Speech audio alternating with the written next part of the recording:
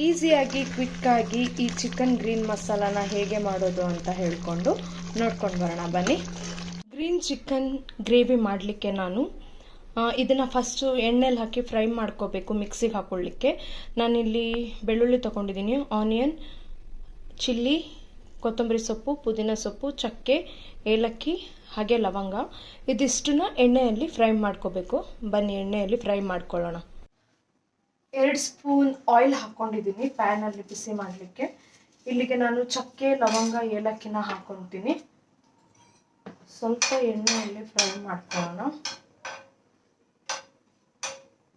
Low ಫ್ಲೇಮಲ್ಲಿ ಇಟ್ಕೊಂಡೆ fry ಮಾಡ್ಕೋಬೇಕು.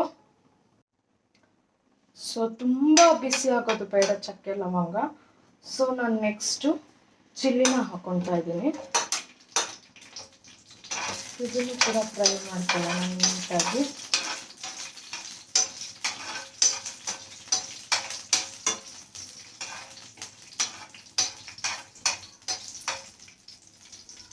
ಸೊ ಸಾಕು, ಚಿಲ್ಲಿ ಫ್ರೈ ಆಗಿದೆ. ಈಗ ನಾನು ಇದಕ್ಕೇನೆ ಶುಂಠಿ ಮತ್ತು ಬೆಳ್ಳುಳ್ಳಿನ ಹಾಕ್ಕೊಳ್ತೀನಿ. ಶುಂಠಿನ ಹೇಳೋದಕ್ಕೆ ನಾನು ಮತ್ತೆ ಅದನ್ನು ಕೂಡ ಆ್ಯಡ್ ಮಾಡ್ಕೊಳ್ಳಿ. 1 ಇಂಚಷ್ಟು ತಗೊಂಡಿದ್ದೀನಿ. ಇದು ಕೂಡ ನೀಟಾಗಿ ಫ್ರೈ ಮಾಡ್ಕೋಬೇಕು ಎಲ್ಲ ಹಾಕ್ಕೊಂಡು.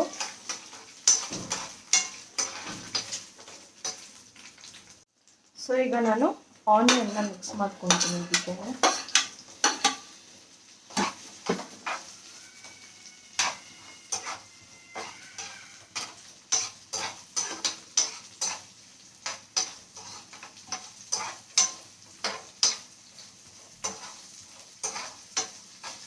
ಸೊ ಈರುಳ್ಳಿ ಬಾಡೋ ತನಕ ಎಣ್ಣೆಯಲ್ಲಿ ನೀಟಾಗಿ ಫ್ರೈ ಮಾಡ್ಕೊಳ್ಳಿ.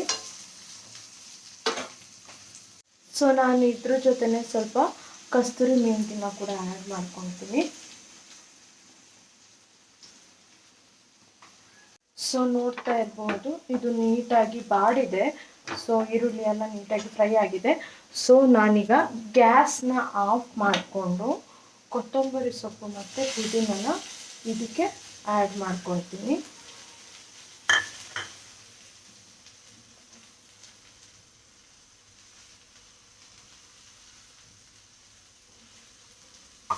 ಇದ್ರ ಜೊತೆನೆ ಇದನ್ನು ಮಿಕ್ಸ್ ಮಾಡ್ಕೋಬೇಕು. ಗ್ಯಾಸ್ನ ಆಫ್ ಮಾಡ್ಕೊಂಡಿದ್ದೀನಿ.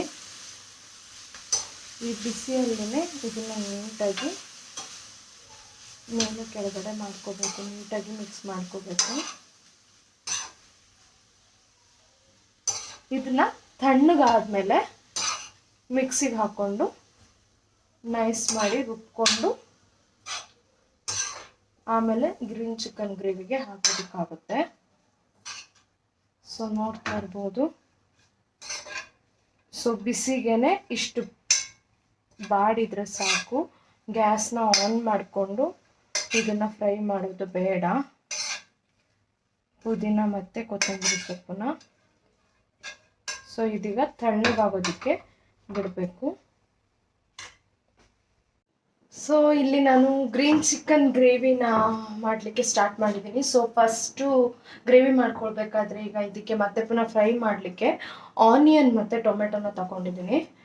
ಸೊ 2 ಸ್ಪೂನ್ ಆಫ್ ಆಯಿಲ್ ಹಾಕ್ಕೊಂಡಿದ್ದೀನಿ. 2 to 3 ಸ್ಪೂನ್ ಎಣ್ಣೆ ಹಾಕ್ಕೊಂಡಿದ್ದೀನಿ. ಆಲ್ರೆಡಿ ಬಿಸಿ ಆಗಿದೆ ಎಣ್ಣೆ. ಸೊ ನಾನೀಗ ಈ ಆನಿಯನ್ನ ಹಾಕ್ಕೊಂಡು ನೀಟಾಗಿ ಫ್ರೈ ಮಾಡ್ಕೊಳ್ತೀನಿ. ಲೋ ಫ್ಲೇಮಲ್ಲೇ ನೀಟಾಗಿ ಫ್ರೈ ಮಾಡ್ಕೊಳ್ಬೇಕು.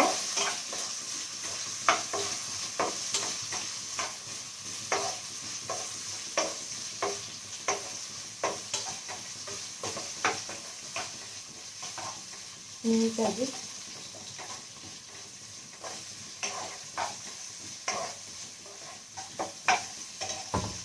ನೋಡ್ತಾ ಇರ್ಬೋದು, ಇದು ಸ್ವಲ್ಪ ಬೆಂದಿದೆ. ಸೊ ನಾನು ಈ ಟೈಮಲ್ಲಿ ಸ್ವಲ್ಪ ಉಪ್ಪನ್ನ ಹಾಕ್ಕೊಳ್ತೀನಿ. ರುಚಿಗೆ ಎಷ್ಟು ಬೇಕು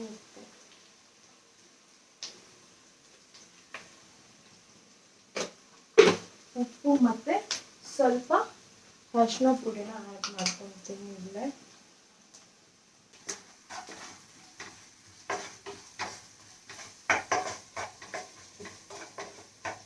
ಹಾಗೆ ಟೊಮೆಟೊನ ಆ್ಯಡ್ ಮಾಡ್ಕೊಳ್ತೀನಿ. ಈಗ ಈ ಟೊಮೆಟೊ ನೀಟಾಗಿ ಸ್ಮೂತ್ ಆಗುವ ಥರ ಬೇಯಬೇಕು.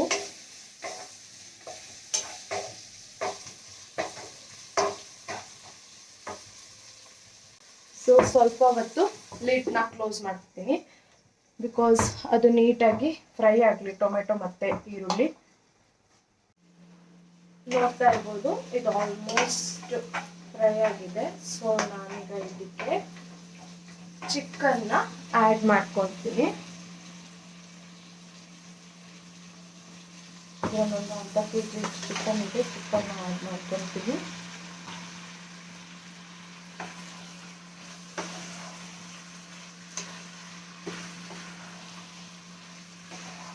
ಆನಿಯನ್ ಮತ್ತು ಟೊಮೆಟೊ ಜೊತೆ ನೀಟಾಗಿ ಚಿಕನ್ನ ಸ್ವಲ್ಪ ಮಿಕ್ಸ್ ಮಾಡ್ಕೊಳ್ಳೋಣ.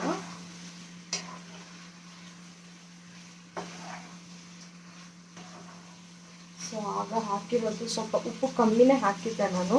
ಸೊ ಅದು ಉಪ್ಪು ಸಾಕಾಗಲ್ಲ. ಸೊ ಹಾಗಾಗಿ ಇನ್ನೊಂದು ಸ್ವಲ್ಪ ಉಪ್ಪನ್ನ ಆ್ಯಡ್ ಮಾಡ್ತೀನಿ.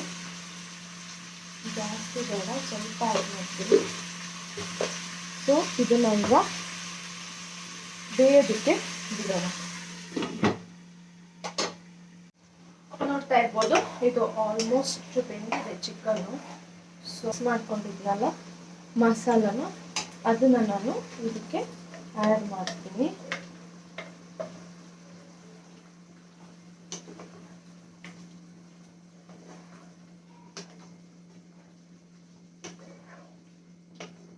ಸೊ ಇದಕ್ಕೆ ಆ್ಯಡ್ ಮಾಡ್ಕೋಬೇಕು. ಇದೊಂದು ಈಗ ಒಂದೆರಡು ಕುದಿ ಬರೋ ತನಕ ನೀಟಾಗಿ ಈ ಮಸಾಲದು ಸ್ಮೆಲ್ ಹೋಗೋ ತನಕ ಸ್ವಲ್ಪ ನೀಟಾಗಿ ಕುದಿ ಬರಲಿ. ಅಲ್ಲಿ ತನಕ ನಾನು ಲಿಡ್ನ ಮುಚ್ಚಿಡ್ತೀನಿ.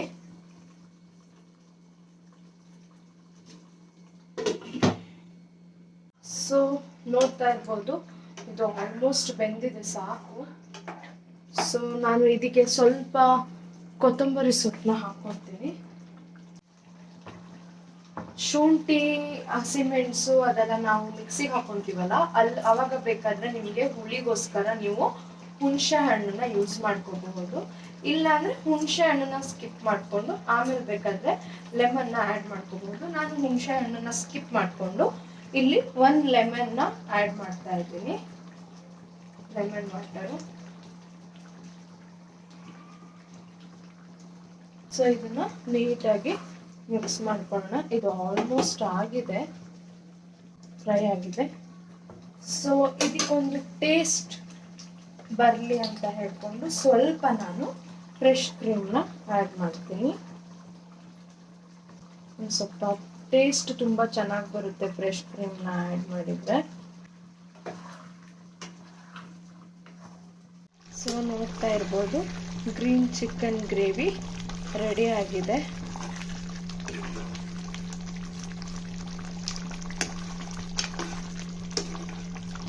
ಸೊ ನೋಡ್ತಾ ಇರ್ಬೋದು ಗ್ರೀನ್ ಚಿಕನ್ ಗ್ರೇವಿ ರೆಡಿ ಆಗಿದೆ. ಇದನ್ನು ಪರೋಟ, ಚಪಾತಿ ಅಥವಾ ಯಾವುದ್ರದ್ದೇ ಆದ್ರೂ ಸೇರಿಸ್ಕೊಂಡು ಸವಿಲಿಕ್ಕೆ ತುಂಬ ಚೆನ್ನಾಗಿರುತ್ತೆ. ಸೊ ನೀವು ಕೂಡ ಟ್ರೈ ಮಾಡಿ.